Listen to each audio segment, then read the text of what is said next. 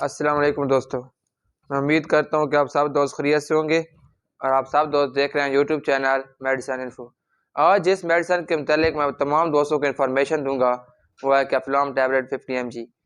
کیفلام tablet کا جو ہمارے پاس فارمولہ ہے وہ ہے ڈیکلوفینک پوٹاشیم، اور کیفلام ٹیبلٹ جس کمپنی میں تیار کی جاتی ہے یعنی جس کمپنی میں یہ بنتی ہے اس کمپنی کا نام ہے نوارٹس، اور اس ٹیبلٹ کی ایک باکس یعنی کہ ایک ڈبی میں صرف 20 ٹیبلٹ ہوتی ہیں، اور کیفلام 50 mg کی ہمارے پاس جو پرائس ہے وہ ہے 184 روپے۔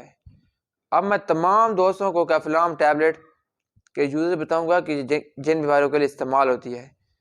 سب سے پہلے اگر ہمارے جسم میں کہیں بھی درد وغیرہ ہے تو ہم اس ٹیبلٹ کا استعمال کر سکتے ہیں، جیسا کہ مسلز کا درد ہو گیا، جوڑوں وغیرہ میں درد ہو گیا، پٹھوں وغیرہ میں درد یا پٹھوں وغیرہ کھچاؤ پیدا ہو گیا تو ہم پھر بھی اس میڈیسن کا استعمال کر سکتے ہیں۔ اگر ہمارے دانت وغیرہ میں درد ہے تو ہم پھر بھی اس میڈیسن کا استعمال کر سکتے ہیں۔ بعض اوقات اکثر ہم آپریشن کراتے ہیں تو ہماری آپریشن والی جگہ پر درد ہوتا ہے تو ہم اس کنڈیشن میں بھی اس ٹیبلٹ کا استعمال کر سکتے ہیں۔ اب میں تمام دوستوں کو اس کی ڈوز بتاؤں گا کہ اس کو کس طریقے سے استعمال کرنا چاہیے۔ اس کو ہم دن میں 3 مرتبہ بھی استعمال کر سکتے ہیں، یعنی کہ صبح شام دوپہر، اور 2 ٹائم بھی استعمال کر سکتے ہیں، صرف صبح اور شام کو بھی۔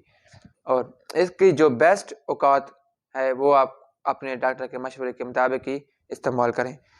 اب میں تمام دوستوں کو یہ بتاؤں گا کہ اس کو زیادہ استعمال کرنے سے یہ ہمارے اندر کون سی بیماریاں پیدا کر سکتی ہے۔ اس کے چند عام سے سائیڈ افیکٹ ہیں، جیسا کہ پیٹ میں درد ہو سکتا ہے، بد ہضمی وغیرہ ہو سکتی ہے، اور وامٹنگ ہمیں الٹیاں وغیرہ بھی آ سکتی ہیں۔